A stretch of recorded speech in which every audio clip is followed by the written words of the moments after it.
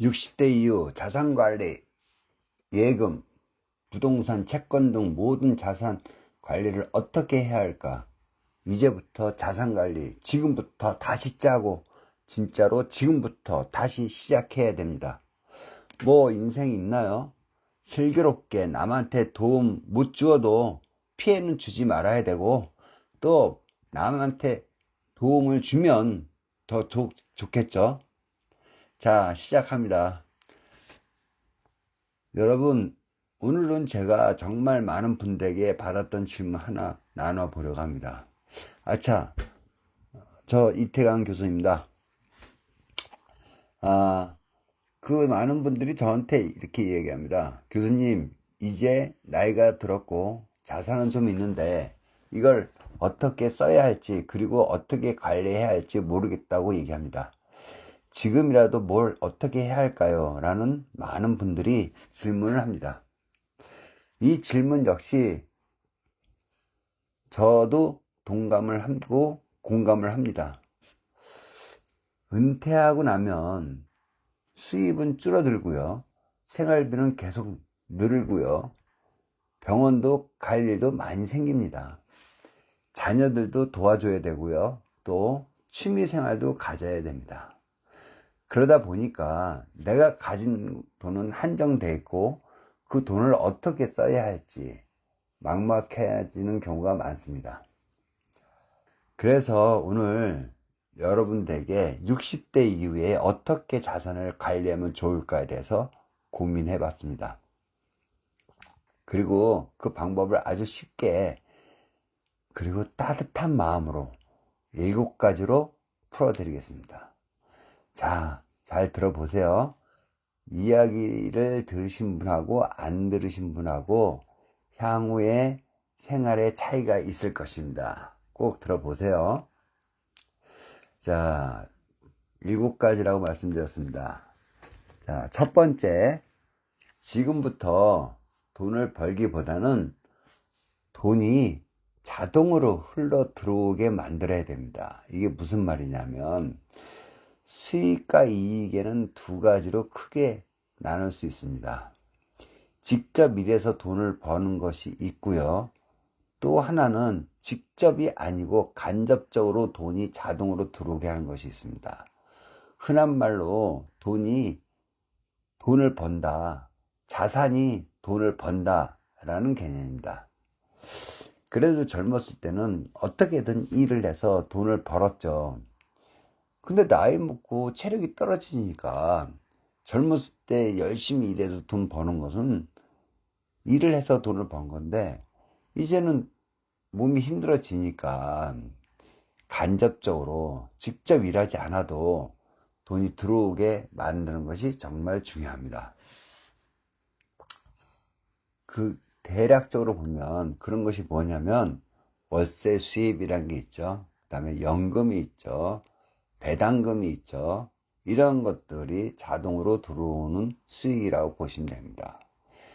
다시 말하면 그동안 얼마 됐던 간에 아주 조금이라도 모아둔 돈을 가지고 내 자산이죠. 내 자산을 이용해서 수익이 자동으로 들어오는 구조를 바꿔야 된다. 더 예를 들면 월세가 들어오게끔 만들어야 되고, 연금이 들어오게끔 만들어야 되고, 또 자산을 쓸데없는 필요 없는 부동산을 정리해서 이자 배당에 받는 것으로 돌려야 되고, 그 다음에 그것을 연금에 집어넣어서 연금 배당을 받기도 하고, 이런 식으로 자동으로 들어오게끔 만들어야 된다는 것입니다. 자, 다음 2번째입니다. 돈 관리에 있어서 돈 주머니를 3개로 만들어야 됩니다. 3개. 첫 번째 돈 주머니는요, 생활비 주머니입니다. 당장 이번 달, 내년까지 쓸 현금을 저축을 해놔야 되고요, 그 이상 3년치는 꼭 통장에 돈을 넣어 놓으셔야 됩니다. 생활비를. 그래서 이 돈은 손대지 말고 생활비로 그때그때 꺼내 쓸 수 있어야 됩니다. 두 번째 통장은요, 생활 수입 주머니입니다. 아까 말씀드린 것처럼 국민연금, 월세, 배당금 이런 돈들이 들어오는 통장을 따로 만들어야 돼요. 나가는 통장 따로, 들어오는 통장 따로. 다음에 세 번째 통장은 비상금, 여유자금, 이런, 그 다음에 이제 취미 활동에 들어간 돈, 이런 것 준비를 따로 만드셔야 됩니다.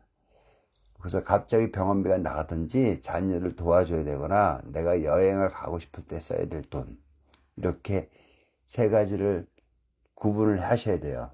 그러면 첫 번째 통장은 내가 고정적으로 써야 될 통장이고요. 두 번째는 수입이 생기는 통장이고요. 세 번째는 비상금, 또 여행, 취미생활 하는 통장, 이렇게 세 가지를 구분하셔야 됩니다. 그래서 이 통장에서 이쪽으로 빼쓰고 저 통장에 이쪽으로 빼쓰고 그런 일이 없어야 될 것 같습니다. 그래서 이 돈은 이럴 때 쓰는 거고 또 이 돈은 건드리지 말아야 되고, 이것을 명확하게 해서 구분을 하셔야 됩니다. 그리고 세 번째입니다. 집은 크고 좋은 게 다가 아닙니다. 지금 살고 계신 집이 너무 넓지는 않은가요? 좀 넓다고 생각되시면 자녀들 다 나오고 텅텅 빈 집이잖아요. 그래서 다운 하우징을 해서 좀 생활비에 보탬이 돼야 됩니다. 뭐 예를 들어서 내 집이 10억짜리 집인데 이 집을 팔아서 5억짜리 이사를 가잖아요. 그럼 5억이라는 돈이 남을 거 아닙니까? 그럼 5억이라는 돈을 저축을 해서 매달 이자를 100만원, 150만원, 200만원씩 연금 생활비로 받는 것이 더 낫겠죠. 아니 10억짜리 집에서 눌러 앉아있으면 뭐예요, 그쵸? 근데 그거를 5억짜리 집으로 옮긴 다음에 여윳돈 5억을 가지고 생활비로 쓰는 겁니다. 이렇게 하시는 게 더 편하겠죠. 그 넓은 집에서 갖고 있는 것보다 그거를 생활비로 쓰는 게 더 낫다, 이렇게 생각하시면 됩니다. 그 다음에 네 번째는 제일 중요한 자산은 따로 있는데요, 그게 바로 병원 안 가는 방법이죠. 그 건강을 유지하는 게 가장 핵심적입니다. 그 매일 걷기, 스트레칭, 식사 습관 등을 꼭 챙겨 보세요. 근데 사실 이게 쉽진 않아요. 저도 뭐 건강 잘 안 챙겨지더라고요. 그리고 다섯 번째, 자녀와의 관계입니다. 그게 자녀 리스크인데 돈 문제 미리 이야기하면 마음이 편해요. 나중에 다 줄게, 알아서 하겠지, 이런 생각 하시면 안 됩니다. 미리 자녀에게 딱 엄포 아닌 계획, 이런 이야기를 해야 돼요. 그래서 엄마 아빠는 이 정도 돈이 있고 생활비는 이만큼 들어간다, 알고 있어라.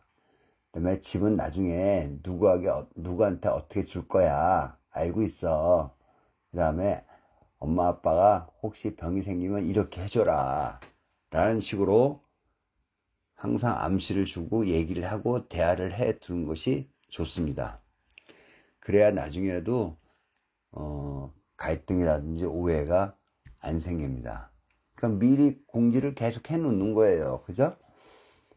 다음은 여섯 번째입니다. 뭐 아끼는 것도 중요하지만 삶에 있어서 인생 뭐 있어요? 그죠? 의미 있는 소비를 하는 게 좋습니다. 60대 이후라고 해서 무조건 아끼고 참는 게 정답은 아닙니다. 가고 싶은 여행 있으면 가시고요. 먹고 싶은 것은 먹고요. 또 손주와 뭐 자식과 친구와 어울리고 싶으시면 어울리시고요. 외출도 하고 싶으면 하세요. 뭐 그렇게 뭐 아끼고 이렇게 살면 뭐합니까? 그쵸? 뭐 나이 드셔서 감성 있으면 꽃도 사시고요. 또 책도 보시고요. 영화도 보시고 즐기세요. 그게 바로 삶의 활력이고 요소고 하는 것입니다. 그래서 언제 어떻게 무엇에 쓰는가가 더 중요합니다. 그 다음에 7번째 마지막입니다. 지금부터 20년 진짜 중요한 인생이 시작되죠. 이제 늙었으니까 뭐 에휴, 돈도 다 쓰고 남은 인생 뭐 덤이다. 아닙니다. 60대 이후는 덤이 아니라 지금부터 시작입니다. 젊었을 때 바빠서 못했던 것들 이제부터 20년 동안 30년 동안 하고 싶은 거 하면서 사세요. 그래서 돈이라는 것은 인생에 있어서요, 내 삶에 있어서 좀 편안하게 도와준 도구일 뿐입니다. 진짜 자산은요, 내 자신입니다.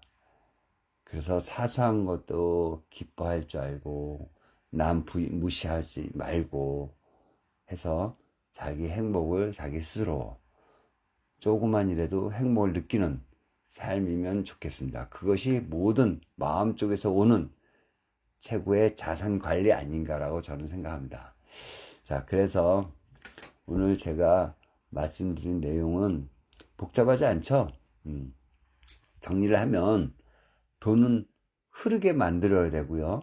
자산은 나누어서 관리해야 되고요. 통장 3개로. 그 다음에 집은 내 몸에 맞게끔 줄여야 되고요. 건강은 지키고요. 자녀와 대화를 해야 되고 또 삶은 즐기시라는 겁니다. 그래서 이렇게 7가지만 잘 지키시면 60대 위에 자산관리라는 게 뭐가 있어요? 자산관리라는 게 건강관리 모든 게 나에게 행복하고 내가 마음으로 풍족하면 자산관리죠 뭐. 그래서 이렇게 멋진 인생을 60대 위에 사시기 바랍니다.